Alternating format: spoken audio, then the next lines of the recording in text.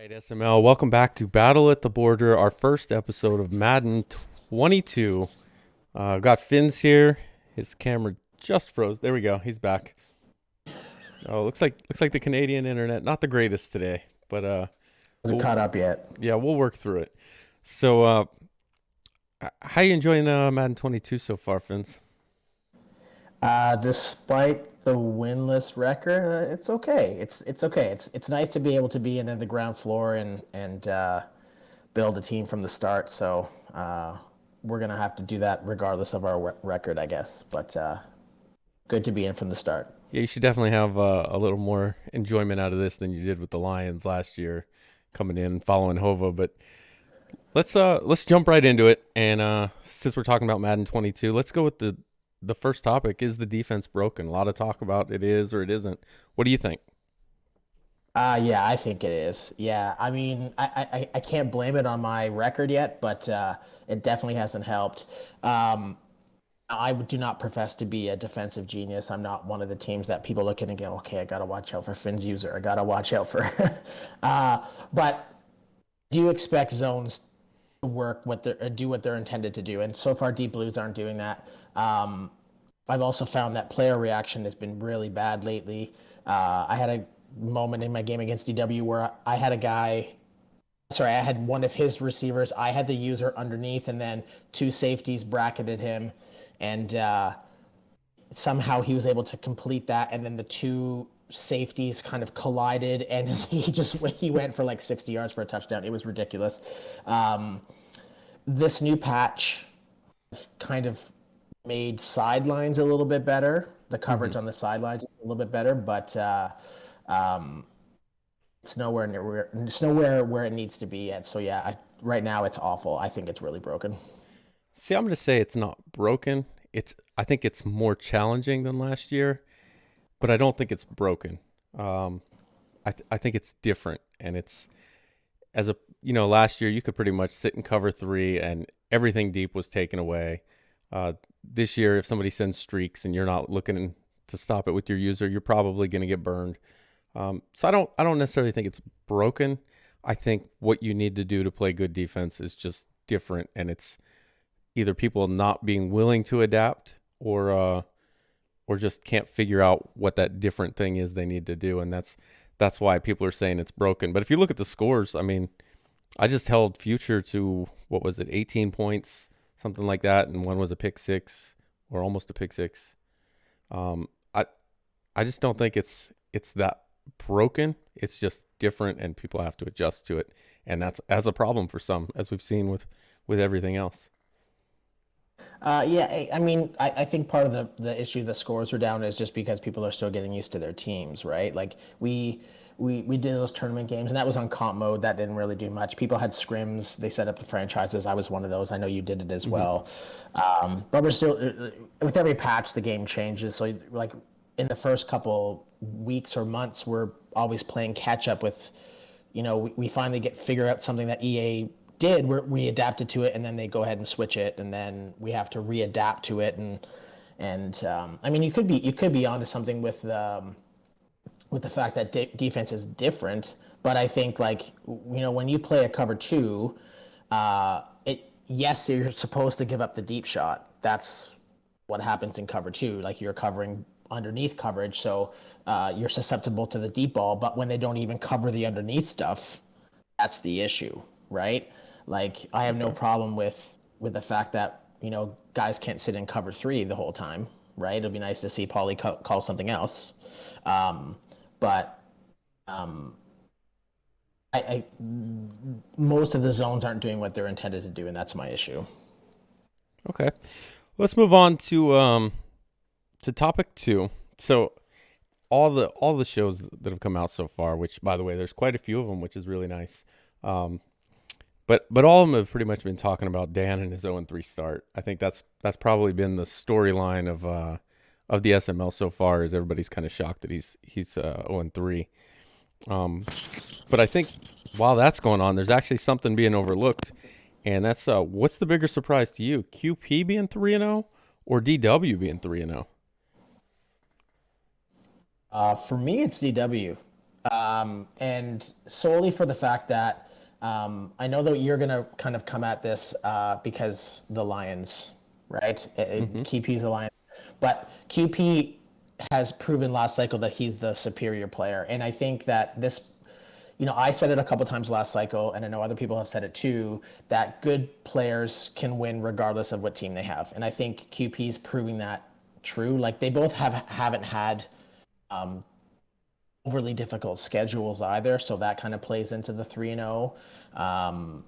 But I mean, QP, I think you put him on the Chiefs or the Chargers, he's probably 3-0 too, right? So I mean, maybe 2-1 because Dan had to play Prime, and that's Prime's never an easy win. So maybe for you, but for others, but yeah, for me it's DW. DW is that kind of player that as is always has a chance to make the playoffs, and QP is a player who people always expect to be in the playoffs. So I think that just proves the what I just said, that good players come in with any team. So for me, it's DW. Yeah, I'm gonna say QP is the more surprising, because he's got wins over the 49ers, the Packers, and the Ravens. Now, Fig is the 49ers, pretty used to losing there. Lawyer's actually 2-1. His only loss is to QP, and then you got October. Didn't really have the best record last year, but he's got the Ravens, played Prime close, and those three teams are probably three of the more talented teams in Madden 22. The 49ers, the Packers, and the Ravens, and he beat them no less than two scores in any one game. The closest one was 31-21 over Lawyer, 10-point game. Um, so he's doing this with the Lions, a terrible team. He's two scores at least over three of the most talented teams roster wise in the SML. Meanwhile, you got DW. He hasn't really played anyone. Um, if you look at who his schedule is against, and remember DW's already added Njoku, he's added Hunt, so he's added some pieces to that offense. Um, he beat the Panthers. That's 1-2 team. Woods has been struggling, but he only beat them by 7. Now he did blow out the Patriots, which I think Sherm may be challenging KJ probably for the worst player in the SML. I don't think that's even going to be close right now. I don't think he's won a game in the SML dating back to the interim time last year. And then he's beaten you, who seemed to be content with just running the ball, and regardless of the score, it seems like you're going after Javonte Williams. Um, and he just beat you by 7. So to me, the more surprising one is QP because he's played better teams with an awful roster, whereas DW's kind of just beat the guys that he's supposed to beat. The Patriots don't really have a great roster. The Broncos are pretty good, and I guess the Panthers are pretty good, but he's squeaked by them. So I think the bigger surprise is QP. Yeah, that was my next point, right? Like you brought up good rosters, like uh, Dan, who probably puts more time into this than anyone, he came in saying that the Panthers were the best team this year, right? So Well, Dan's DW's 0 got to 3, look so at maybe them. we don't go with what Dan says. Well, if we're not taking any points from teams that are 0-3, then you're probably going to win this 5-0, right? So, but and then my team is probably one of the more talented, especially with youth, right? Like, I think if Prime hadn't taken the Chiefs, this team would have been someone would have got this team and been extremely excited to build my team, especially someone who's going to win more than me. So is what it is. And then with respect to my running, have you seen Drew Lock? He's really bad. So I don't really have a choice. If Javonte Williams could throw the ball, he'd be throwing the fucking ball too. So it wouldn't make a difference for me. But All right, well, you don't have to get all defensive about your running game, but that's fine. Um, so we'll move on since obviously you're a little sensitive. Topic 3. If we look at the stats, and somebody brought this up in chat earlier today, 4 out of the 5 leading receivers are tight ends. Will there be a tight end leading at the end of the season? no, no chance. Um, I think part of the reason why that's happening is because um, defense is broken. So it's allowing tight ends to get a little bit more free. Plus, not a lot of players have decent enough user linebackers to be able to stick with those tight ends yet. But players will adjust once defense gets patched. It'll get fixed. Your guy Schwartz is sitting second. He's only 8 yards behind the leader. Uh, you're obviously going to be deving him up. Yep. So I think it's either going to be him, and then you still have one of Smith, um, Case, or Waddle, who I think by the end of the year will also be in the top five. And that's not even including guys like Tyreek Hill, Mecole Hardman, Fig, and whatever other speed receivers he tries to get. So, yeah, no, I don't see that happening at all. No. Yeah, see, I think it will. I think, like you said, I mean, the user linebacker, that's not going to get fixed.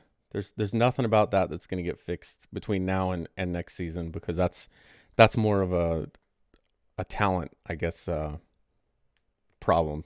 You know, there's no great user linebackers on every team like there are by the end of the cycle where everybody's got a 90 speed, 80 something change of direction. So that's not going to change roster wise. And then just the player movement, I think, is what's kind of the limiting factor. The tight ends generally are running routes over the middle. That intermediate stuff that you have your user linebacker pretty much shut down. And people aren't able to do that this year because the change of direction, the mechanics of the player movement, all that is contributing to where this user is really tough for guys, especially if you're not a very good user to begin with. Now you're just completely out of position, and that tight end standing there wide open. And I think that's being reflected in our stats.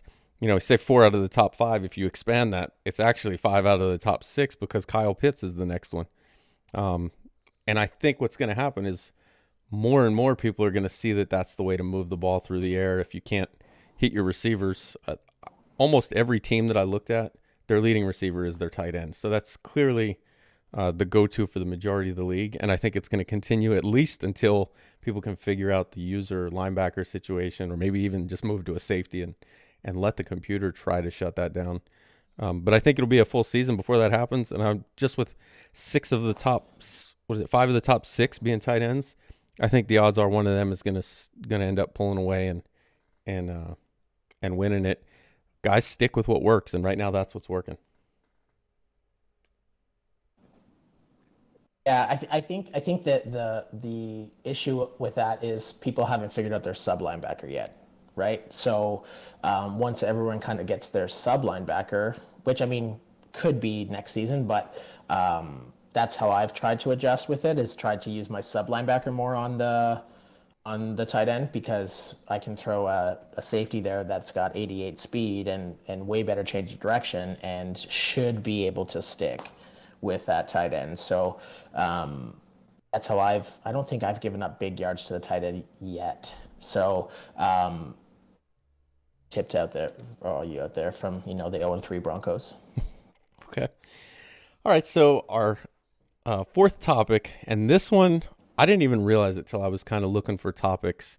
I started looking at, teams' records because you can always debate who's surprising, whatever, and then the stats for the tight end. And this one kind of stood out, and no one's really said anything about it. But do you think there's anything to the fact that the top 5 passers all have escape artist? Every single one of them is an escape artist quarterback. And this was a great topic. When you sent this to me, I was shocked for a minute, and then when I looked at those quarterbacks, I was like, okay, well, yeah, no, yes, for me, absolutely, there is something to this, and it's solely for the fact. I mean, we've been talking about this since the game dropped, that it throw on the run is so there's no penalty for quarterbacks for throwing on the run.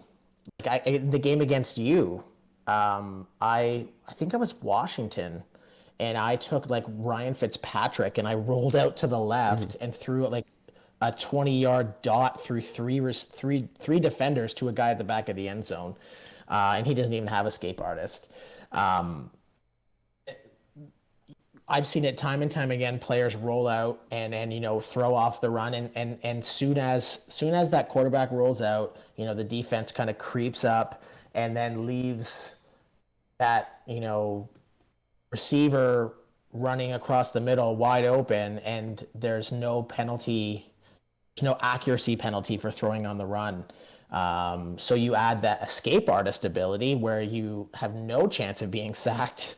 Um, yeah, it doesn't surprise me. Yeah, I'm gonna say no. It doesn't have to do with the escape artist. Um, and my reasoning is because if you look at who has those quarterbacks, number one, those quarterbacks are all superstars. They wouldn't have escape artists if they weren't superstars. So they're already some of the top quarterbacks in the league. Um, and then second is look who has those quarterbacks. You got Prime has Mahomes. It doesn't really matter who Prime has. He's probably going to be one of the top passing quarterbacks. He just happens to have Mahomes. Faz is another one. The two of them had Frank George and I can't remember Norton's first name, but Norton was Spencer. the Spencer Norton. So those were two of the top passing quarterbacks last cycle. Didn't have escape artist, but it's Faz and it's Prime. So you can take Josh Allen, you can take Mahomes. It didn't matter who those two had; it was probably going to be the top passers. That leaves you with Russell Wilson, Lamar Jackson, and Kyler Murray. Dump is another one who had Jalen Hurts at the top of his the passing. He had Tyler. I'm going to say Tyler Hartwig. I don't remember if that was his first name either. Trevor Hartwig, I think. He had Hartwig at the top. So that's actually three. Dump, Prime, and Faz probably were going to be the top three passers regardless of the quarterback. Now you're putting a superstar quarterback in their hands. I don't think escape artist matters there. The other two, Noel and October. October's 0-3. He's going to be throwing a lot. So I think that's more of between his schedule, and he's got Hollywood Brown. You're saying that the zones are or the defense is broken. I'm saying I think it's just people playing. Poor defense not adjusting. Either way, speed is clearly a benefit this year at the wide receiver position, and he's using Hollywood Brown and Duvernay, and he's getting not to mention using the tight end. I think Andrews is his leading receiver, also leading the league. So he's using that to his advantage. I don't necessarily think that's escape artist. And then you got Noel, probably the best receiver in the game, DK Metcalf, 6'5", like 95 speed, and that's their fifth leading passer. Not a great run game in Carson and Penny and whatever else they have out in Seattle. So he's probably airing it out quite a bit. And with a superstar quarterback, why not? So I don't think it necessarily has to do with escape artist. Well, I play October next, so we'll see. We'll see how much he rolls out with Jackson. It doesn't look like he's run with him very much. So October, if you're watching this, continue to do that next game. There you go. All right. I also hope he continues to lose next game because he's in my division. All right. So our last topic, and this one, I just heard maybe the first 2 minutes of flying by while we were waiting for this to start. And they were talking about getting more attention on the NFC. So our last topic might as well be about the NFC. Will the NFC win a title this year? Yeah. All right. You're shaking your head no. I'm shaking my head no, and I'm also going to say no chance. And here's why. So Foz talked about on Stone Searching that with the exception of DMUs, every single every single Super Bowl participant from last cycle is in the AFC. So that leaves, in my opinion, DMUs as probably their best chance. And that ain't happening this season, I don't think. With that team, he's got Mond at quarterback, unless he makes great strides and gets 2 dev games before the end of the cycle, or by the end of this season. I don't think he's going to be good enough to win a Simbardi this year. So that then you probably have, it's now Dump, NYT, and probably Pauly. Neither of them have good track records in the playoffs. Not all of them don't have good track records in the playoffs. NYT's got the defense, but I don't know about the offense. Dump's got the offense, and he's got some pieces on the defense, but Dump's legend is, he disappears in the playoffs. and we can say the same for Pauly, right? So I can't. I would take you, Dan, Oz, Prime, uh, who will probably be the ones that represent us the most for the AFC over any of those players in any game. Uh, so yeah, no, I don't think so. Yeah, and you're not even counting RD and Matt, who are also Super There we Bowl go, winners RD and and have been to Matt, the Super Bowl. absolutely. However, you're only counting them against the current group of NFC owners that we have right now. And I think if you look at the NFC, the majority of guys that have the opportunity or the chance or maybe the greater likelihood of being replaced mid-cycle, probably almost all reside in that NFC. Um, so if any of those guys get replaced, you don't know what's coming out of the primer, but generally what comes out of the primer is pretty good. We had Faz come out of the primer. We had QP came out of the primer. D-Muse came out of the primer. A lot of guys that come out of there seem to have some success, especially early before anybody gets a chance to see how they play. And if one or two guys start getting replaced in the NFC, we could see somebody come out of the primer that could end up taking a Simbardi. And I think that gives the NFC at least a better chance that they won't get shut out. Not to mention, Dump may not have had a lot of success, but he's not going to have a lot of competition in the playoffs either, especially this first season. He's got the Cardinals ready to go. Paulie just ended up losing to Colt last night.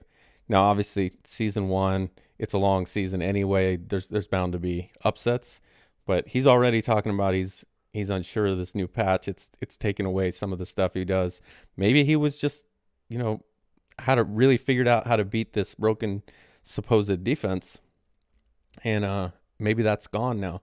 So I think Dump, while he hasn't had a lot of success early, he may not have as much competition to get there, and then it only takes one game, especially against guys that aren't going to see you 4 or 5 times in 2 seasons. He becomes a little more predictable, and guys that face him a lot can beat him. But I think if you're only seeing him once or twice a season or a cycle, it may be a little tougher. And all he's got to do is make it to one of those games. So for them to get shut out completely all 8 seasons, I think it's not going to happen. I think the NFC is going to either sneak one in there with Dump getting in there or somebody calling up from Prime or having a good shot. I like to counter the Foz and Dmuse and QP call-ups with me and Sherm. It could very well be the other way, right? Like, I mean, there's probably a very good chance that neither Sherm or I will ever make the playoffs, especially me this year with the division that I have. So it could go the other way too. And with respect to Dump, I think it takes one game, but that one game, you have Prime in your ear the entire time. I don't know if he's ready for this moment. I don't know if he's ready for this moment. Look at he's nervous. You don't talk, you're nervous. If you talk too much, you're overconfident and you're nervous. Like, no matter which way you take it, Prime is going to be in your face. And the first thing he's going to say is, Dump's never had a game like this. Never had a game like this. This will define his legacy.